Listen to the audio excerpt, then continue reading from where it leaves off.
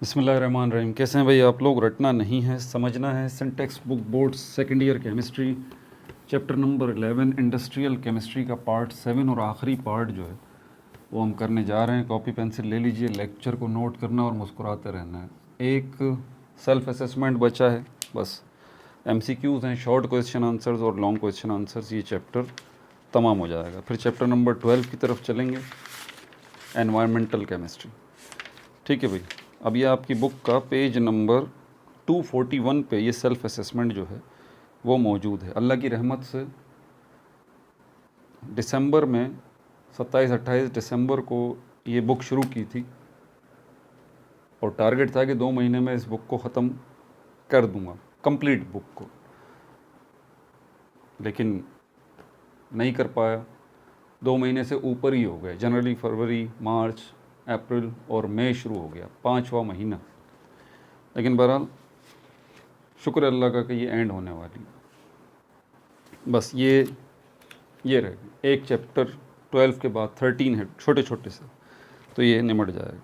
अच्छा, ये जो सेल्फ असेसमेंट है इसमें लिखा क्या है? Some chemical industries operating in Pakistan have been mentioned in section 11.11। उसने कहा कुछ केमिकल इंडस्ट्रीज़ जो कि ऑपरेट कर रही हैं, पाकिस्तान में काम कर रही हैं, उनका जिक्र किया गया है सेक्शन 11.1 में। Do you know some more industries working in Pakistan? क्या आप इसके अलावा कुछ और इंडस्ट्रीज़ के बारे में जानते हैं? ये जनरल क्वेश्चन है, ठीक है। तो 11.1 जो है ये रहा, जिसमें इंट्रोडक्शन टू केमिकल इंडस्ट्रीज़ दिया गया है, पेज नंबर 237 पे इसका हवाला दे रहा है ये। तो भाई इसके अलावा भी बहुत सारी इंडस्ट्री हैं, पेपर इंडस्ट्री भी है, ठीक है, फूड इंडस्ट्री भी है और बहुत सारी इंडस्ट्रीज़ हैं। ये जनरल क्वेश्चन है, तो इसके बारे में आपको क्या बताएं। ये तो सिर्फ इसमें जो हवाला दिया गया 237 पे, याद रहे ये केमिकल इंडस्ट्रीज़ की बात की गई थी, जिसके अंदर हमने पेट्रोकेमिकल इंडस्ट्रीज़ को देखा, फर्टिलाइज़र्स को देखा, टेक्सटाइल इंडस्ट्रीज़ को देखा, पेंट इंडस्ट्री को देखा, डिटर्जेंट इंडस्ट्री को देखा था और सीमेंट इंडस्ट्री को देखा था। ये केमिकल इंडस्ट्रीज़ हैं जिनका काम केमिकल्स तैयार करना है। इसके अलावा और बहुत सारी इंडस्ट्रीज़ और हैं, जैसे कि मैंने अभी आपको बताया, टेक्सटाइल इंडस्ट्री भी है, ठीक है, पेपर इंडस्ट्री भी है और भी बहुत सारी इंडस्ट्रीज़ जो हैं वो काम करती हैं। तो ये तो जनरल क्वेश्चन था, इसके बारे में क्या बात करें। इसलिए अब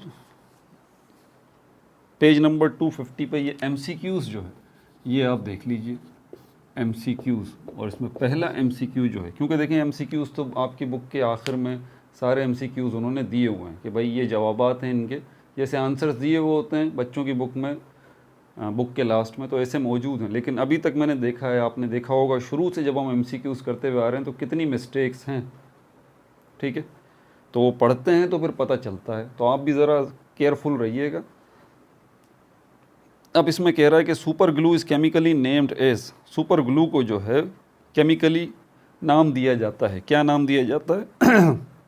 साइनोएक्राइलेट, पॉलीविनाइल एसीटेट, इपॉक्सी रेसिन्स या पॉली यूरीथेन। तो साइनोएक्राइलेट जो है ये सुपर ग्लू का नाम है और ये आप देख भी सकते हैं यहाँ पर जो है वो साइनोएक्राइलेट, पेज नंबर 248 पे। तो ये पहला ऑप्शन बिल्कुल सही है, इसका ए पे जो है वो टिक लगा लीजिए आप लोग, ये है साइनोएक्राइलेट। दूसरे में आपसे बोल रहा है DDT is a chemical which commercially known as, DDT एक केमिकल है जो कि तिजारती सतह पर, कमर्शियली मतलब तिजारती सतह पर, नॉन एज जाना जाता है, इंसेक्टिसाइड्स, हर्बिसाइड्स, पेस्टिसाइड्स या फंजीसाइड्स। तो ये इंसेक्टिसाइड्स जो है इसको कंसीडर किया जाता है कमर्शियली कि ये इंसेक्ट्स किलर जो है ये है। ये DDT जो है इसको जिक्र भी पीछे आ चुका है, पिछली वीडियोस में हमने इसको जिक्र किया है। DDT ये पेस्टिसाइड्स के अंदर जो है मौजूद है और पेस्टिसाइड्स में पेज नंबर 244 पे आप देख सकते हैं ये इंसेक्टिसाइड्स के अंदर जो है इसको रखा गया DDT। तो ये दूसरा वाला जो है ये हमारे पास क्या है, ये A है, इंसेक्टिसाइड्स, ठीक है। उसके बाद नंबर 3 जो है, तीसरे में आपसे बोल रहा है nail polish remover is mainly consist of, nail polish remover जो है वो ख़ास तौर पर किन पर मुश्तमिल होता है, किन से मिलकर बनता है? क्या pigments, acetone, diethyl ether या ethyl alcohol. Nail polish remover जो है वो असल में अगर मैं कहूँ कि एसीटोन जो कि एक ऑर्गेनिक कंपाउंड है, कीटोन ग्रुप से ताल्लुक़ रखता है, अगर यही है तो ये गलत नहीं होगा, ये एसीटोन है, ये बी जो है इस पे आप टिक लगा लीजिए एसीटोन पे। नंबर 4 जो है इसमें आपसे बोल रहा है anti malarial drug among the following is, कौन सी जो है इनमें से मंदरजा झेल में से नीचे दिए गई इनमें से कौन सी जो है वो एंटी मलेरियल ड्रग है। आइब्यूप्रोफिन, क्लोरोकिन, पैरासीटामोल, डाइफिनाइल अमाइन। तो ये बी है क्लोरोकिन, जिसको मैंने पहले अपनी वीडियो में भी बताया था कि इसको कोनेन जो है वो भी उर्दू में कहा जाता है। तो ये बी जो है इस पे आप टिक लगा लीजिए। नंबर 5 जो है इसमें आपसे पूछ रहा है ये aspirin is a pain reliever, it's chemical name is. Aspirin जो है पेन रिलीवर है, इससे आराम मिलता है, दर्द में आराम देती है ये टैबलेट। इसका केमिकल नेम जो है वो क्या है? Ascorbic acid, nicotinic acid, acetyl salicylic acid या बेंजोइक एसिड। तो ये एसीटाइल सैलिसाइलिक एसिड है, ये सी पे आप टिक लगा लीजिए। ठीक है। नंबर 6 जो है MCQ, इसके अंदर उसने बोला है nylon 66 is a condensation polymer of hexamethylene diamine, कि नाइलॉन 66 जो है वो कंडेंसेशन पॉलीमर है ऑफ हेक्सामिथाइलिन डायअमाइन एंड, क्योंकि नाइलॉन 66 बेसिकली इसमें 2 किस्म के मोनोमर होते हैं, मैंने वीडियो में इस चीज़ को एक्सप्लेन किया है, जिसमें से एक जो मोनोमर है वो हमारे पास हेक्सामिथाइलिन डायअमाइन है। तो बोल रहा है दूसरा मोनोमर क्या है इस नाइलॉन 66 के अंदर, क्या वो बेंजोइक एसिड है, क्या एडिपिक एसिड है, क्या थैलिक एसिड है या वेलरिक एसिड है। तो ये बी है एडिपिक एसिड, बी पे टिक लगा लीजिए आप। नंबर 7 जो है इसको अगर हम देखें तो इसके अंदर हमारे पास पूछ रहा है विच of the following is not a synthetic plastic, इनमें से कौन सा है जो कि मसनूई प्लास्टिक नहीं है, मैन मेड प्लास्टिक नहीं है। ठीक है, कौन सा है ऐसा? नायलॉन है, टेफ्लॉन है, सेल्यूलोज है या पॉलीइथेन है। नायलॉन जो है वो भी सिंथेटिक प्लास्टिक है, टेफ्लॉन भी, पॉलीइथीन भी, सिर्फ सेल्यूलोज जो है ये नेचुरल है, ये कुदरती है। तो सी पे आप टिक लगा लीजिए, 7 का सी। 8 देख लेते हैं।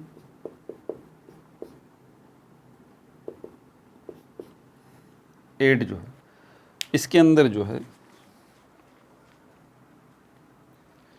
आपसे बोल रहा है drugs that lower the body temperature to normal are known as. 4 drugs जो कि आपके बॉडी टेम्परेचर को नॉर्मल कर देती हैं, ठीक है, उनको क्या कहा जाता है? एंटीबायोटिक्स कहा जाता है, एंटीपायरेटिक कहा जाता है, एंटी एलर्जिक कहा जाता है या एंटी हिस्टामाइन कहा जाता है।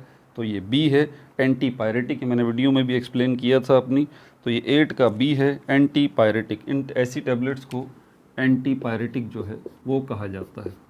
नंबर 9 जो है इसको देख लीजिए, which of the following chemical is used as an oxidising agent in permanent hair dyes. इनमें से कौन सा जो है ऑक्सीडाइजिंग एजेंट के तौर पर इस्तेमाल होता है परमानेंट हेयर डाइज में? एसीटोन है, हाइड्रोजन परऑक्साइड है, पॉलीविनाइल एसीटेट है या रिसोर्सिनोल है। तो ये बी है हाइड्रोजन परऑक्साइड। और आखिरी MCQ जो है इसको देख लेते हैं। An example of thermosetting plastic is, thermosetting plastic की एक एग्जाम्पल जो है वो क्या है? पॉलीइथीन, PVC, नायलॉन या बैकलाइट। तो इसमें ये बैकलाइट है, डी, इस पे जो है वो आप टिक लगा लीजिए। ठीक है भाई, ये MCQs भी हो गए। शॉर्ट क्वेश्चन आंसर्स भी देख लेते हैं। मैं बार बार एक चीज़ को जो समझाता हूँ ना आपको, क्योंकि आप समझने वाले बच्चे हैं ना, आप रट्टे लगाने वाले तो हैं नहीं। आप लॉजिक पूछते हैं कि सर ये क्यों हो गया, ये कैसे हो गया, ऐसा क्यों नहीं हुआ, वैसे क्यों नहीं हुआ, आप ये जानना चाहते हैं। तो जो बच्चे इन चीज़ों को जहन में रखते हैं, दूसरों से हट के सोच रखते हैं, भाई वो कामयाब हो जाते हैं ज़िंदगी में। अब यहाँ पर शॉर्ट क्वेश्चंस में भी मसला है सवाल को समझने का। शॉर्ट क्वेश्चन के अंदर जो ये पहला सवाल कर रहा है, आपसे पूछ रहा है स्कोप। स्कोप वर्ड का उर्दू मतलब क्या है? इसके कई मतलब हैं, ठीक है। गुंजाइश, कैपेसिटी कितनी है, वुसअत कितनी है। जैसे हम पूछते हैं भाई मेडिकल फील्ड आपने ले ली, आप मैट्रिक्स से फर्स्ट ईयर में आ गए, आप प्री मेडिकल लेना चाहते हैं, प्री इंजीनियरिंग लेना चाहते हैं, कंप्यूटर साइंस लेना चाहते हैं, कॉमर्स की फील्ड लेना चाहते हैं या आर्ट्स की, आपने प्री मेडिकल जो है वो चूज़ कर लिया साइंस ग्रुप में से। आपसे कोई पूछता है कि भाई इसका स्कोप कितना है, अब यहाँ पर आप बैठ जाते हैं, आप बोलते हैं यार स्कोप कितना है इसका तो कोई आइडिया नहीं है। भाई स्कोप का मतलब यही होता है कि इसमें कितनी गुंजाइश है, कितनी ये वुसअत रखता है अपने अंदर, इसमें कितनी अपॉर्चुनिटीज़ हैं, इसमें आप कितना आगे जा सकते हैं, क्या कुछ नया भी आगे होगा या बस यही सब कुछ है कि आप एक डॉक्टर ही बनेंगे। नहीं, डॉक्टर मेडिकल फील्ड में डॉक्टर बनना ऐसा ही है जैसे कि आटे में नमक की हैसियत होती है। समझ आ रही है बात आपको? लेकिन हमारे बच्चों को तो असल में पता नहीं है ना, बहुत बड़ी फील्ड है, बहुत बड़ी फील्ड है। समझ में आ रही है बात आपको? बहुत बड़ी फार्मेसी है और पता नहीं क्या कुछ, बहुत बड़ी दुनिया है ये जिसको हम मेडिकल कहते हैं। तो ये तो हमारा भी टॉपिक नहीं है, नहीं तो इसके ऊपर मैं आपको बताता कि कितनी बड़ी फील्ड है। इंजीनियरिंग है तो इसके अंदर कितना स्कोप है, ये कितनी बड़ी फील्ड है। तो स्कोप का मतलब यही है कि उसमें कितनी गुंजाइश है, वो कितना वसी है, उसमें कितनी वुसअत है। अब यहाँ पर जो सवाल है, give the scope of pharmaceutical industries in Pakistan. Pakistan के अंदर अद्वियात बनाने वाली जो इंडस्ट्रीज़ हैं, मेडिसिन बनाने वाली, ड्रग्स बनाने वाली जो इंडस्ट्रीज़ हैं, जिनको हम फार्मास्यूटिकल इंडस्ट्रीज़ कहते हैं, पाकिस्तान में उसका स्कोप कितना है। क्या पाकिस्तान में ऐसी इंडस्ट्रीज़ जो हैं इनको वेलकम किया जाता है या नहीं किया जाता? क्या इसके अंदर अपॉर्चुनिटीज़ हैं, जॉब अपॉर्चुनिटीज़ हैं क्या फार्मास्यूटिकल इंडस्ट्रीज़ के अंदर? और क्या फार्मास्यूटिकल इंडस्ट्रीज़ में वुसअत है कि यहाँ पर ये फले फूले? क्या फार्मास्यूटिकल इंडस्ट्रीज़ के अंदर इतनी गुंजाइश है कि यहाँ पर पाकिस्तान में इसकी वाकई नीड है? क्या फार्मास्यूटिकल इंडस्ट्रीज़ के अंदर जो है वो इतनी गुंजाइश है कि इसमें जो है वो आप रिसर्च भी कर सकें? जी, सिर्फ मौजूदा मेडिसिन्स को इंट्रोड्यूस कराना नहीं है, बल्कि नई नई मेडिसिन्स जो है उनके ऊपर भी रिसर्च करना, नई नई मेडिसिन्स जो है उनको डिस्कवर करना, उनको इन्वेंट कर, उनको दरियाफ्त करना, उन पे वर्कआउट करना, उन पे रिसर्च करना। वक्त और हालात के मुताबिक नई नई बीमारियां जन्म लेती रहती हैं, तो उसके हिसाब से नई नई मेडिसिन्स को इंट्रोड्यूस कराना। क्या गुंजाइश है पाकिस्तान के अंदर? क्या इसको वेलकम किया जाएगा पाकिस्तान के अंदर? क्या पाकिस्तान के लोग जो है इसको कबूल करेंगे? जी बिल्कुल भाई, कबूल करेंगे। लेकिन बदकिस्मती से नेगेटिव इम्पैक्ट जो है इसका बड़ा ख़तरनाक है कि यहाँ पाकिस्तान में जो फार्मास्यूटिकल इंडस्ट्रीज़ है और इसके तहत जितनी भी कंपनीज़ काम करती हैं, एक नाम तो आपने सुना ही होगा ना, जिनको हम मेडिकल रिप्रेजेंटेटर कहते हैं। सॉरी, आपकी फैमिली में कोई मेडिकल रिप्रेजेंटेटर होगा, तो मैं सारे मेडिकल रेप्स या मेडिकल रिप्रेजेंटेटर्स की बात नहीं कर रहा आपसे, ठीक है? सब तो नहीं होते ना भाई, ये कानून कुदरत नहीं है। लेकिन ज़्यादातर आप देखिए, एक टैबलेट जो 2 रुपये की आती है, वहीं पर डॉक्टर साहब वो 2 रुपये में, डॉक्टर साहब जानते हैं कि भाई इस बीमारी का ये फार्मूला है और ये फार्मूला इस टैबलेट के अंदर मौजूद है और ये 2 रुपये की आती है। वहीं पर मेडिकल रिप्रेजेंटेटर पहुंचते हैं, बोलते हैं आपको, आप पेशेंट को तो कुछ पता नहीं है ना, आप ऐसा करें, ये 2 रुपये वाली मेडिसिन ना लिखें, आप ये 200 वाली लिख दें। क्यों लिख दें भाई? एक मसले के हल के लिए कई तरीके होते हैं ना।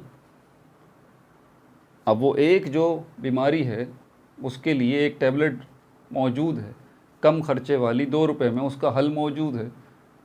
अब 200 रुपये वाली टैबलेट डॉक्टर साहब लिख देंगे, गरीब का तो जनाजा निकल गया। ऐसे ही हो रहा है ना। तो यही मेडिकल, उसके बदले में कंपनीज़ जो है मेडिकल रिप्रेजेंटेटर्स को नवाजती हैं, ढेरों ढेर पैसे देती हैं, गाड़ी भी देती हैं, और पता नहीं इनका एक पूरा शैतानी नेटवर्क है, मैं तो यही कहूँगा, सॉरी। और इसमें डॉक्टर्स जो हैं वो इन्वॉल्व हैं। डॉक्टर्स को फ़ॉरेन ट्रिप्स मिलते हैं, फैमिलीज़ के साथ जाइए, घूमिए फिरिए इस हराम के पैसे के ऊपर और मज़े कीजिए। और यहाँ पर कब्र खोद देते हैं वो डॉक्टर जो लिख के देते हैं 1 2 3 4 5। अगेन सॉरी टू से, सारे डॉक्टर्स की बात नहीं कर रहा मैं, ठीक है? लेकिन बदकिस्मती से मेजॉरिटी इस वक्त, आप किसी क्लिनिक पे चले जाएं, हॉस्पिटल में चले जाएं, जहां आपको मेडिकल रिप्रेजेंटेटर नज़र आ गए, तो मेडिकल रिप्रेजेंटेटर या मेडिकल रैप जो हैं वो कोई बहुत पढ़े लिखे लोग नहीं होते, ठीक है? उनको सिर्फ दो ही बातें सिखाई जाती हैं कि भाई आपने करना क्या है। पहले तो आपने क्लिनिक के बाहर खड़े होकर इंतज़ार करना है कि डॉक्टर साहब आपको कब मौका देते हैं बातचीत का, और जब मौका मिलता है तो दूसरा काम वहाँ शुरू होता है आपका कि डॉक्टर साहब ये दवा है और ये काम है इसका, और ये जो पहले दवा लिख रहे हैं ना आप 2 रुपये वाली, इसको काट के ये 200 वाली लिख दीजिए। तो स्कोप तो बहुत है भाई, आप यही स्कोप देख लें ना। तो बहरहाल ये यहाँ पर पाकिस्तान की ख़ास तौर पर उन्होंने बात की है, तो जनरल व्यू मैंने आपको इसका दिया है अभी। तो ये तो आप एग्ज़ाम में मत लिखिएगा, ठीक है। बहरहाल तो फार्मासी ये जनरल क्वेश्चन है, आपके नोट्स वगैरह में इसके जवाबात जो हैं वो मौजूद होंगे। अब आ जाइए क्वेश्चन नंबर 2 की तरफ। ये यहाँ पर क्वेश्चन नंबर 2 जो है ये आपसे क्या कह रहा है, मैं सिर्फ आपको ये सवाल समझाना चाहता था। क्वेश्चन नंबर 1 जो है, give the scope of pharmaceutical industries in Pakistan, ठीक है। What is antihistamine drug, antihistamine drug जो है वो क्या है ये बता दीजिए। गिव द सिम्टम्स, सिम्टम्स का मतलब होता है अलामात, अलामात क्या है ठीक है। जैसे कि आप अगर किसी को कोई बीमारी हो जाती है तो उसकी अलामात ज़ाहिर होना शुरू हो जाती हैं ना, कैसे, आँखों से, उसकी सेहत से। हम देखते हैं ना किसी को फिज़िकली, यार ये कमज़ोर होता जा रहा है, ये कमज़ोर हो रहा है, इसका रंग भी पीला पड़ता जा रहा है, आँखों के आगे भी हल्के पड़ते जा रहे हैं। तो ये क्या है, ये सिम्टम्स हैं, ये अलामात हैं किस चीज़ की, कि लाजमी बात है इस शख्स को कोई ना कोई बीमारी है, या तो कोई बीमारी है या तो फिर इसको कोई टेंशन है, कोई गम इसको लाहक हो गया है, जिसकी वजह से ये दिन ब दिन कमज़ोर होता जा रहा है, इसका रंग भी पीला होता जा रहा है, आँखों के आगे हल्के भी पड़ते जा रहे हैं। तो ये सिम्टम्स हैं, ये अलामात हैं, ठीक है, किसी बीमारी की या किसी टेंशन की, किसी मसले की। बहरहाल तो क्या कह रहा है, give the symptoms in which it is used, कौन सी अलामात आप नोट करते हैं जब इनको यूज़ किया जाता है, किन को यूज़ किया जाता है, ये एंटी हिस्टामाइन ड्रग को। इनके ऊपर मैं वीडियो ऑलरेडी बना चुका हूँ, यहाँ पर आपको बता दूँ, ये आपके पेज नंबर कहाँ पर मौजूद है, 243। बेसिकली ये हमारे पास है एंटी एलर्जिक मेडिसिन। एलर्जी जब होती है, बहुत सारे लोगों को मुख्तलिफ़ मामलात में एलर्जी होती है ना, तो एलर्जी ये इसके ऊपर तफसील से मैं बात कर चुका हूँ वीडियो में, नोट्स भी इसके मैंने बनवा दिए हैं, तो उसकी टेंशन नहीं लें, ठीक है। तो ये किस कैटेगरी के अंदर आता है, ये एंटी एलर्जिक मेडिसिन की कैटेगरी के अंदर आता है। ये एंटी हिस्टामाइन ड्रग, ये जो ड्रग है ये एंटी एलर्जिक कैटेगरी के अंदर जो है वो आती है ये, ठीक है भाई। मतलब एलर्जी को ख़त्म करने के लिए इस एंटी हिस्टामाइन ड्रग का इस्तेमाल किया जाता है। अब वो बोल रहा है give the symptoms in which it is used, और वो कौन सी अलामात हैं जिसमें इसको यूज़ किया जाता है। तो भाई एलर्जी की बहुत सारी अलामात होती हैं, ठीक है। आपको डस्ट एलर्जी होती है, एक आसान सी बात है, ठीक है, डस्ट एलर्जी हो सकती है, और कई दूसरी सारी वजूहात होती हैं, ठीक है भाई।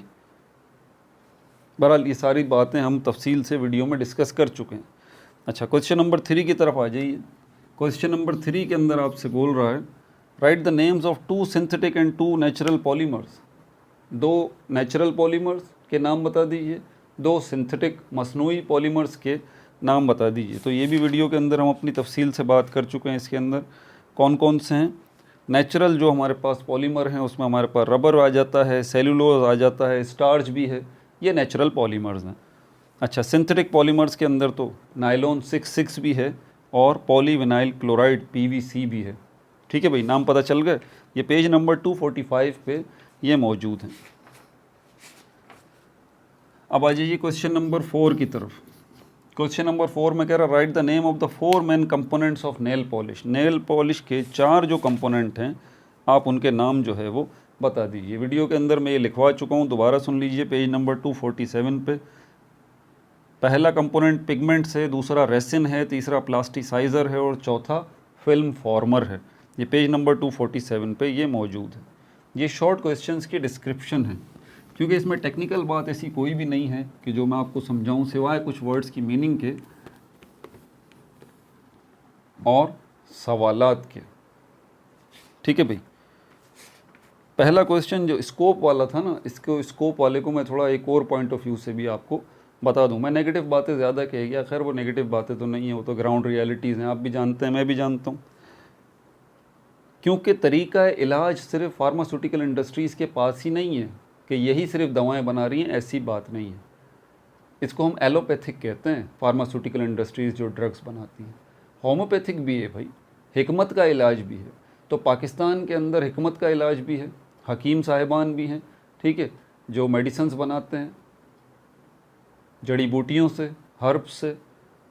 और इसके अलावा जो है होम्योपैथिक तरीका इलाज भी है, उसके ज़रिए भी इलाज होता है, ठीक है। तो और ये फार्मास्यूटिकल वाला जो है ये भी, तो ये सबकी अपनी अपनी कंपनीज़ हैं। अब इन सब की कंपनीज़ में ये फार्मास्यूटिकल कंपनीज़ हैं, ठीक है, या फिर होम्योपैथिक है, या फिर जो है हमारे पास हिकमत है, ये सब दवाएं बना रही हैं। इन सब में फार्मास्यूटिकल इंडस्ट्री जो है उसके लिए कितनी गुंजाइश है आगे बढ़ने की। भाई आजकल हिकमत का इलाज तो कोई करवाता नहीं है क्योंकि स्लो होता है, वो होम्योपैथिक भी जो है वो भी स्लो इलाज है, इसलिए उस तरफ भी कोई नहीं जाता, ठीक है। एलोपैथिक ये क्योंकि हमारे पास वक्त नहीं होता, ये जो फार्मास्यूटिकल इंडस्ट्रीज़ वाली हैं, हमारे पास ज़िंदगी में वक्त नहीं है ना, हम तो फ़ौरन बस ठीक हो जाना चाहते हैं, जल्दी बहुत है। तो हम जो है वो इधर बीमार हुए, इधर पैरासीटामोल ले ली जल्दी से, ताकि हमारा मसला हल हो जाए, ताकि हम दुनिया के बखेड़ों में दोबारा गुम हो जाएं। तो इस वजह से ये बहुत ज़्यादा कामयाब जा रहा है, ठीक है। आपको पता है मेडिकल स्टोर्स जगह जगह नज़र आते होंगे आपको, 10 मेडिकल स्टोर्स होंगे ये वाले फार्मा वाले, तो एक मेडिकल स्टोर जो है आपको कोई हिकमत वाला नज़र आ जाएगा, होम्योपैथिक की दवा वाला नज़र आ जाएगा, बड़ी मुश्किल से। फिर दूसरी बात ये है कि वो जो होम्योपैथिक वाला है या वो ये हिकमत वाली दवाएं हैं, ये खालिस जो है वो ऑर्गेनिक चीज़ों से बनती हैं, ठीक है, जड़ी बूटियों से बनती हैं, हर्ब्स, और ये बड़ा महंगा इलाज होता है। फार्मा वाला जो इलाज है वो जो है सस्ता है, क्योंकि वो सारी चीज़ें लैब में तैयार हो रही हैं, वो मेडिसिन्स लैब में तैयार हो रही हैं, ठीक है। कोई जड़ी बूटियों का इस्तेमाल नहीं होता, कुछ भी नहीं, सब कुछ लैब में केमिस्ट बैठे हुए वो ये दवाएं बना रहे हैं फार्मास्यूटिकल इंडस्ट्री के अंदर। समझ में आ रही है बात आप? और आपको दूसरा फ़ायदा ये होता है कि बड़ी जल्दी रिलीफ मिल जाता है, बड़ी जल्दी रिलीफ मिल जाता है। ये अलग बात है कि धीरे धीरे आप फिर वो टैबलेट्स जो इस्तेमाल करते रहते हैं फार्मास्यूटिकल की, उसका टाइम पीरियड बढ़ता रहता है, पावर उसकी बढ़ती रहती है। आप पहले 5 mg की एक टैबलेट लेते थे, थोड़े टाइम बाद आपको 10 mg की लेनी पड़ेगी, फिर थोड़े टाइम बाद आपको 20 mg की लेनी पड़ेगी। वो पावर की टैबलेट असर ही नहीं करेगी आपके जिस्म के ऊपर। तो ये भी हैं। वैसे मैं ज़ाती तौर पे प्रेफर करता हूँ कि भाई थोड़ा वेट कर लें आप, लेकिन आप हिकमत की दवाएं इस्तेमाल करें, होम्योपैथिक दवाएं इस्तेमाल करें, कोई जल्दी नहीं है। बीमार हो गए तो थोड़ा आराम से सेट हो जाएंगे यार, आराम से। इन दवाओं से फार्मा की जो हैं थोड़ा अवॉइड ही करें। हाँ, अगर कोई बहुत ही ज़्यादा क्रिटिकल सिचुएशन आ जाती है तो फिर मजबूरी। तो ये भी स्कोप पॉइंट ऑफ व्यू से एक और मैंने पॉइंट आपको दे दिया इसके अंदर कि दूसरी भी हैं कंपनीज़, वो भी ऑपरेट कर रही हैं पाकिस्तान में, लेकिन फार्मा का स्कोप तो बहुत ही ज़्यादा है। उसकी वजूहात मैंने बता दी, एक तो सस्ती होती हैं उनके मुकाबले में, दूसरा जल्दी आपको जो है वो ठीक भी कर देती हैं। भले वो जल्दी जो आप ठीक होते हों वो वक्ती तौर पर ही होते हों और उसके नुकसान ज़्यादा हों, साइड इफ़ेक्ट्स उसके ज़्यादा हों, तब भी ये कौन देखता है भाई, चलो जल्दी तो ठीक हो गए। अच्छा, उसके बाद अब ये डिस्क्रिप्टिव क्वेश्चंस जो है ये भी देख लीजिए। डिस्क्रिप्टिव क्वेश्चंस, इसमें क्वेश्चन नंबर 1 जो है ये आपसे क्या कह रहा है, how can you define cosmetics. Cosmetics की डेफिनेशन बता दीजिए। इसके ऊपर वीडियो बना चुका हूँ मैं। फिर आगे कह रहा है describe 4 cosmetics which are commonly used. 4 cosmetics जो हैं वो आमतौर पर जो इस्तेमाल होती हैं उनके नाम बता दीजिए। तो ये पेज नंबर भाई आपको 246 पे मौजूद है कॉस्मेटिक्स के हवाले से। कॉस्मेटिक्स जो हैं आपके जहन में फ़ौरन नेल पॉलिश आ जाएगी, लिपस्टिक आ जाएगी, नहीं, ये एग्जाम्पल्स हैं। आपसे पूछा गया भाई कॉस्मेटिक्स क्या है, ये बता दें, तो ये प्रोडक्ट्स हैं, ये केमिकल्स हैं, ठीक है, ये प्रोडक्ट्स हैं, ये केमिकल्स हैं। और इनका मकसद क्या होता है, इसका मकसद फ़िज़िकली आपको खूबसूरती देना होता है, आर्टिफिशियली मसनूई खूबसूरती आपको देनी होती है, ठीक है। Body, hair, nails, face, 4 areas जो हैं आपके वजूद के, इनका ख़ास तौर पर टारगेट होते हैं। और कुछ एग्जांपल्स में इनकी हमारे पास ख़वातीन से मुतल्लिक़ ज़्यादा है, मर्द हज़रात जो है वो भी आजकल किसी से कम नहीं है, पता है आपको ये बात। तो लिपस्टिक जो है ये इसकी एग्जांपल है, नेल पॉलिश है, नेल पॉलिश रिमूवर है, हेयर डाइज़ है, ठीक है। ये 4 एग्जांपल इसकी बता दी गई आपको। उसके बाद क्वेश्चन नंबर 2 जो है इसके अंदर आपसे पूछ रहा है व्हाट आर पेस्टिसाइड्स, पेस्टिसाइड्स क्या हैं।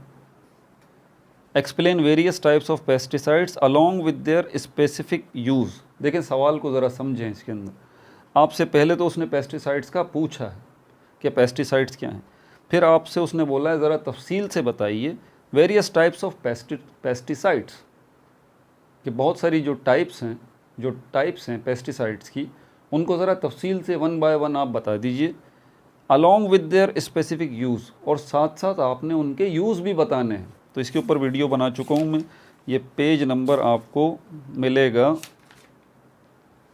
पेज नंबर 243 पे ये पेस्टिसाइड्स वाला टॉपिक मौजूद है, और पेज नंबर 244 पे इसकी टाइप्स भी लिखी हुई हैं, इंसेक्टिसाइड्स, हर्बिसाइड्स और फंजीसाइड्स। ठीक है भाई, अब चलिए इसके क्वेश्चन नंबर 3 के ऊपर। क्वेश्चन नंबर 3 डिस्क्रिप्टिव, इसमें आपसे बोल रहा है डिस्क्राइब, तफसील से बताइए ज़रा the preparation, properties and uses, तैयारी भी बताइए, प्रॉपर्टीज़ खुसूसियात भी बताइए, और यूजेस भी बताइए। किन के? नायलॉन और पॉलीविनाइल क्लोराइड, नायलॉन के भी और पॉलीविनाइल क्लोराइड के भी। इसके ऊपर हम वीडियो बना चुके हैं, ये पेज नंबर आपको मिलेगा कहाँ पर, बहुत अच्छा थोड़ा सा कॉम्प्लिकेटेड टॉपिक है ये, सिंथेटिक पॉलीमर्स के नाम से, पेज नंबर 245 पे सिंथेटिक पॉलीमर्स, इस पे वीडियो बन चुकी है। इसमें आप देख लें पीवीसी है, पॉलीविनाइल क्लोराइड और नायलॉन है। इसके अंदर तीनों चीज़ों को मैंने बताया, इनकी प्रिपरेशन, इनकी तैयारी कैसे होती है, इनको यूज़ कैसे किया जाता है, और इनकी प्रॉपर्टीज़ क्या हैं, ये सब मैंने वीडियो में बता दिया है। पिछली वीडियोज़ में आप देख सकते हैं, पिछले पार्ट्स में। अच्छा, उसके बाद यहाँ पर जो है वो क्वेश्चन नंबर 4 जो है, इसमें अब आपसे क्या पूछ रहा है, व्हाट आर एडहेसिव्स, एडहेसिव्स क्या होते हैं ये बता दीजिए। Explain the significance of super glue and silicone resins, super glue और सिलिकॉन रेसिन्स की क्या बता दीजिए सिग्निफिकेंस, इसकी अहमियत जो है वो बता दीजिए। तो इसके ऊपर भी वीडियो बन चुकी है, तफसील से मैंने उसमें बात की है। ओरली आपको यहाँ बता देता हूँ, ये एडहेसिव्स वाला टॉपिक कहाँ मौजूद है, ये पेज नंबर 248 पे मौजूद है, अपनी बुक में देख लीजिए। ठीक है, और इसी के अंदर तो एडहेसिव्स वो चीज़ें होती हैं जो सरफेसिस को आपस में जोड़ने का काम करती हैं, जिसको उर्फ आम में हम ग्लू कहते हैं या बॉन्ड कहते हैं। ठीक है भाई, इसमें स्टार्च भी आ जाता है, ये नेचुरल एडहेसिव है। इपॉक्सी रेसिन्स ये सिंथेटिक है, सिलिकॉन रेसिन्स ये भी सिंथेटिक है, सुपर ग्लू, वुड ग्लू ये सब सिंथेटिक हैं, मैन मेड हैं, इंसान इनको बना रहे हैं लैब में, सिवाय स्टार्च के, ये कुदरती तौर पे बनता है। अच्छा, इसमें सुपर ग्लू का आपसे पूछा है उसने, और सिलिकॉन रेसिन्स का पूछा है कि भाई इसके बारे में ज़रा आप बता दीजिए, क्या बता दीजिए, इनकी अहमियत क्या है। इनकी बहुत ज़्यादा वीडियो के अंदर हम तफसील से जो है वो डिस्कस कर चुके हैं इसको, सिलिकॉन रेसिन्स और सुपर ग्लू। ठीक है भाई, अब आपसे इजाज़त लेते हैं। इसमें टेक्निकल बातें कुछ समझाने वाली थी नहीं, लेकिन यह है कि हुज्जत तमाम तो पूरी करनी है ना, इस बुक को तो पूरा कंप्लीट करना है, कुछ एक नुक्ता भी नहीं छोड़ना। हो सकता है कुछ बच्चों को ये भी समझ में ना आ रहा हो, हालांकि आसान से टॉपिक्स हैं, थ्योरेटिकल हैं, और इनमें से एमसीक्यूज़ बनते हैं, ये बात मेरे जहन में रख लीजिएगा। आप एंट्री टेस्ट के अंदर नोट करेंगे जी, और बोर्ड में भी इनसे रिलेटेड क्वेश्चन आते हैं, इसको आप इग्नोर मत कीजिएगा। अपना बहुत ज़्यादा ख्याल रखिएगा। चैप्टर नंबर 12 हम शुरू करने जा रहे हैं, एनवायरमेंटल केमिस्ट्री। ठीक है भाई, अपना बहुत ज़्यादा ख्याल रखिएगा। No like no subscribe, only share.